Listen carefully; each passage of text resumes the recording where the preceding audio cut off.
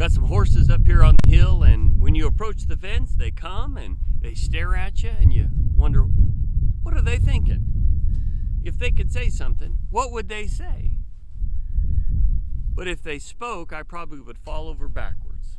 Well, our devotional today talks about Balaam and his donkey that speaks to him. And so Balaam's in a situation where there is a king that is very fearful of the nation of Israel.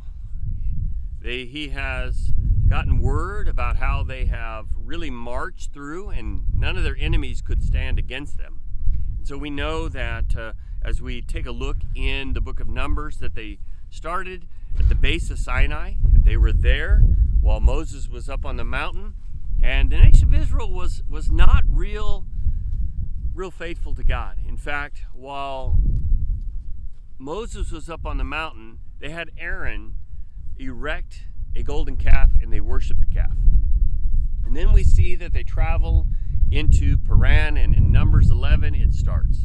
We have the complaining, and then we have a situation to where Miriam and Aaron rise up, and then Korah and the sons of Korah rise up, and so it's just kind of a mess. So God continues to lead them, even though they complain about the manna, they complain about the water. He leads them to Moab, and so now they're at the threshold of the promised land. And as they come, Balak is very, very concerned. And so he gets Balaam to speak against the nation of Israel. And he's not really in favor of this. He even says, if you were to give me, over in Numbers 22:18, if you were to give me a house full of silver and gold, I cannot go beyond the word of the Lord my God to do less or more. And so he's trying to tell him, no matter what you want me to do, I can't do any more than God would have me to do. And so what we find is in Numbers 22:30 that even though he's trying to go forward and do what this enemy king has asked him to do, his donkey wouldn't do it, and his donkey begins to speak.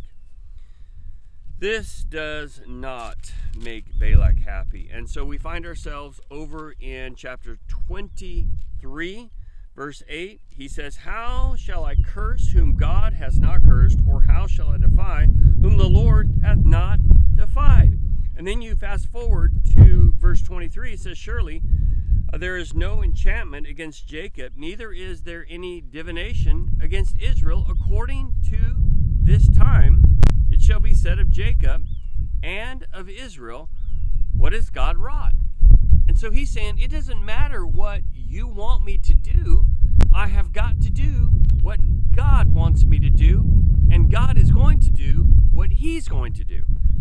And this is really the lesson. I think we miss it because of the donkey. We're wowed by that, and we're not wowed by God. So here's the nation of Israel. They're down, and they're in the valley, and they're kind of complaining, and they're just revolting, and they're not really doing the right thing. And here we find, up on the mountain, you've got an enemy king that wants this prophet to prophesy a curse against them, and God is protecting them. And I think this is something that we need to really remember.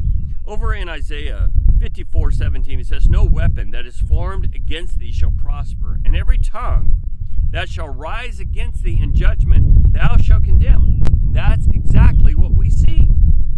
"For this is the heritage of the servants of the Lord, and their righteousness is of me, saith the Lord."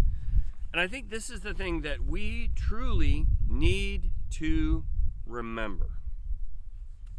Now, one of the things that's buried in all of this, we find in Numbers 24:17, is there is a vision of a new king. And so it speaks of Jesus that will come. And so here we see this enemy king that's trying to stand against God, and it won't happen.